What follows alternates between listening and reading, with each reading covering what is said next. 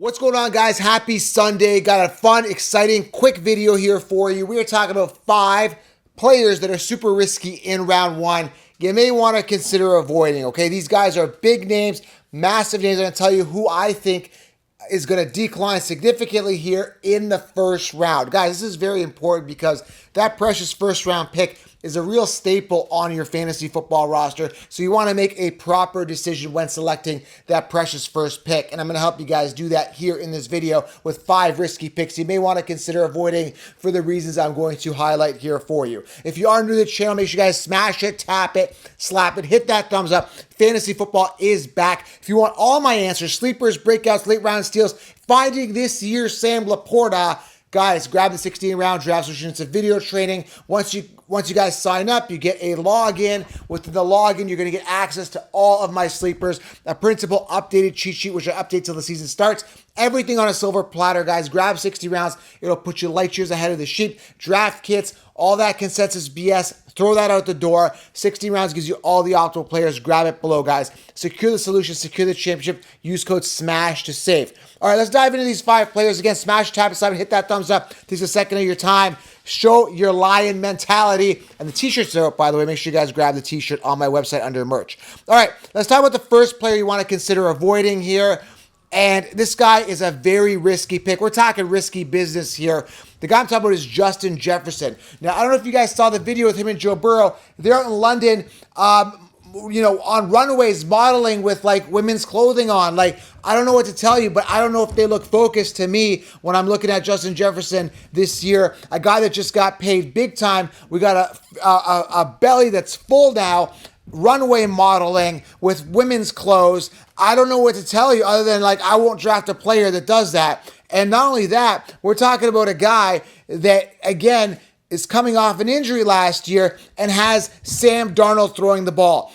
And he's a top 5 pick. So I don't know about you guys, but I want my player on the field focused, not a guy with a full belly modeling on a runway floor down in some with the elites there and doing like all the Illuminati signs and all that stuff. Listen, whether you're into the conspiracy or not, I'm not into Justin Jefferson. I think he's bought and sold for. That's a whole different other topic. How is that going to translate for fantasy points? Because that's all we care about.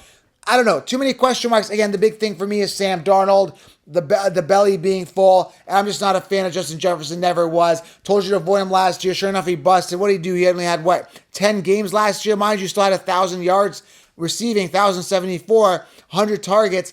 Only on 10 games. That's a really good sign. But do I trust him with Sam Darnold or rookie J.J. McCarthy, who I'm hearing is not going to start?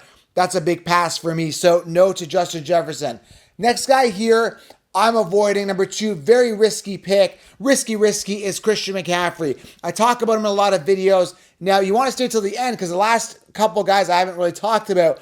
But if you guys, listen to me regularly, you've heard me talk about Christian McCaffrey on how and why I'm avoiding him. Simple reasons. It's like Super Bowl hangover is a big one for me. We saw that happen with Cooper Kupp and other players in the past, coming off amazing astronomical years. And Christian McCaffrey's been doing it pretty much 2 years in a row where he's finished as a top 2 running back in those 2 years. Again, very unlikely he's going to do it again. Getting paid $19 million a year, setting records in regards to salary for running backs. Just got married literally yesterday, so I don't know if that's going to take a little bit out of him. So marriage, Super Bowl hangover, 2 pinnacle years, paid and incentivized. Law of averages, what goes up must come down. And he's so expensive. He's a top pick. He's number 1, number 2 pick. It's him and CeeDee Lamb being bounced back and forth with the number 1 and 2.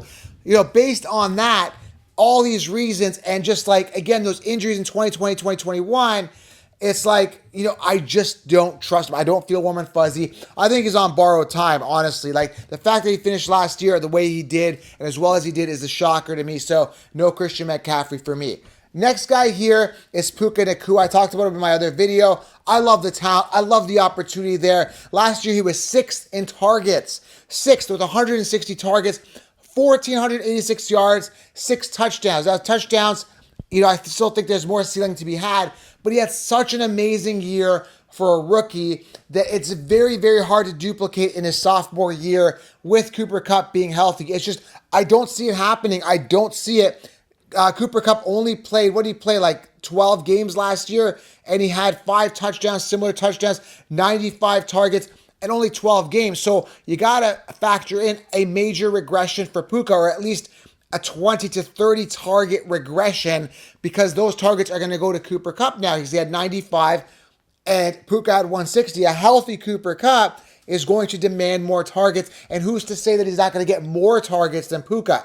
And you're spending a first-round pick. All I'm saying is that it's risky with a healthy Cooper Kupp. And again, Cooper Kupp's coming off round 3. It's like early round 3. So it's like people don't even know who the wide receiver 1 is. Now, there's a ton of other risky picks in the early rounds, guys like Nico Collins, DJ Moore, stuff like that. But we're talking the first round here. So Puka Nacua, very risky here, especially with a Cooper Kupp return, okay? Next guy is Jahmyr Gibbs. Let's talk about it. We're talking major risk here. Why is he risky? Let me give you guys some stats here, okay? 219 attempts, 1,015 yards, 4.6 yards per carry, and 13 touchdowns. Again, I've said this in another video before. Let me repeat this. 219 attempts, 1,015 yards, 4.6 yards per carry, and 13 touchdowns. Those aren't Jahmyr Gibbs stats. That is a pest on the team that is David Montgomery, who achieved those numbers in only 14 games.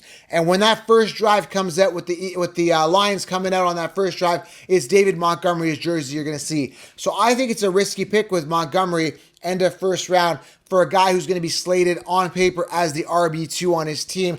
And I'm telling you, I love Puka, I love Gibbs, and I love the ability, I love the talent, but there is a pest type situation. When I'm drafting running backs or wide receivers in the first round, I make sure that the gap between the person that's in the committee with them is major. And based on these numbers I just give you with Montgomery, the gap is not major, because 182 attempts for Gibbs last year, 219. So Montgomery had those RB1 numbers. I know you're saying that Gibbs is better, and I know Gibbs is better. I was the one preaching Gibbs last year. But is he going to get more volume this year? I think so, yes. But is it going to be enough volume to make him a top 5 guy? Or is Montgomery going to be a massive pest? Now, again, you're saying, well, Joe, Gibbs still finished on top last year with Montgomery giving these numbers, and we're going to see an increase in Gibbs' numbers anyway.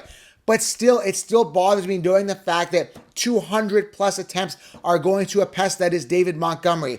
And another thing that really you want to really notice last year is that when Montgomery was out, Gibbs absolutely tore it up. And had that pace maintained throughout the entire season, he would have easily been the top running back in the NFL. And what pisses me off is even after he was sensational and amazing and looks better on every single carry, even with Montgomery out and in, doesn't matter. He always looks better than Montgomery. They still continue to run David Montgomery. And that to me is going to annoy me all season. And that to me shows me he's risky. And that to me shows me I'm probably going to be fading him that early. Now give me Gibbs round 4 or 5 as my RB3-4. Sure. But as my RB1 in the first round, a little too rich, a little too risky, knowing that Montgomery is going to be a pest. I'm fading. Next guy here, I got to talk about, again, if you're new to the channel, smash the tab it, grab 16 rounds. If you haven't got it, secure it. But the last guy I want to talk about here is Jonathan Taylor. Listen, I love the talent. Another guy that's been paid, incentivized. He's good to go 5th season, but he hasn't played the past 2 seasons. He's played 10 games last year, 11 games the year before.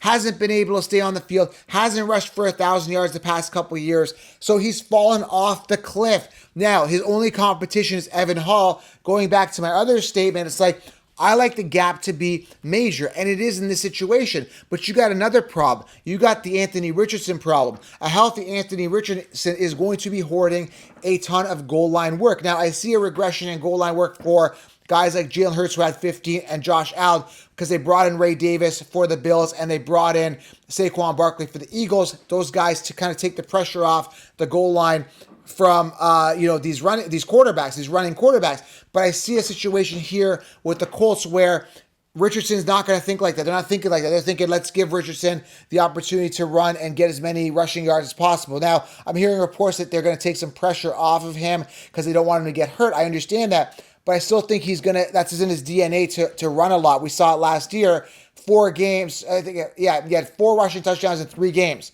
Now, we've only seen a 4-game window out of Richardson, but it's like, I don't know what to expect, man. I don't know what to expect because I don't know what to expect.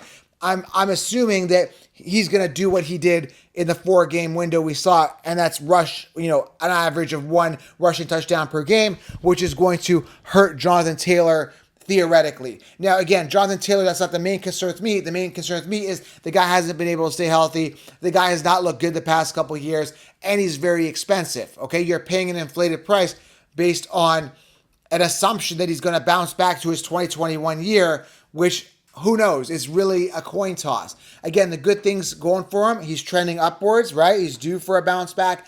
And the fact that, again, he's got no competition there. Like, Evan Hull is not a concern for me, and those running backs there. Are they going to bring in another running back in free agency? Who knows? I don't know what's happening. Like, free agency is done, but are they going to acquire someone else off free agency is what I'm trying to say. I don't know. There is some lingering free agents still out there. You never know what they're going to do, but to add depth, right?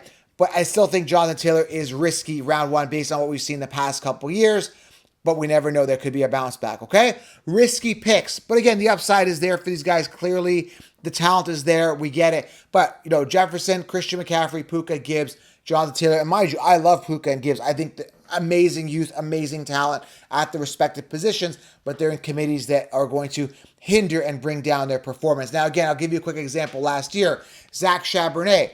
Kenneth Walker finished around 18th and 19th amongst running backs, and he could have been a top 10 running back had the 100 attempts, 30-plus receptions not gone to Zach Charbonnet. That would have boosted Kenneth Walker's points up and into the spectrum of the top 10 amongst running backs, but it pushed him out of that significantly because that pest was there, and that's exactly what's going to happen with some of these players as well, including Jahmyr Gibbs. You need to be aware, guys. First round is precious.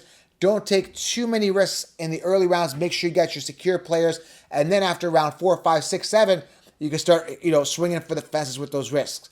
I tell you exactly who to draft in 16 rounds. Grab it below, guys. Lion mentality, smash it, tap it. I got to go spend some family time here. I'm pumped up. I'm amped up here. I got to go get a workout in too. It's the weekend, but the energy's still high. Fantasy football is back, guys. Smash it, tap it, slap it. Grab 16 rounds, and I will see you in the next video. I appreciate you guys. And I like taking risks, but not in the first round with question mark players like this. Appreciate you guys. I'm out.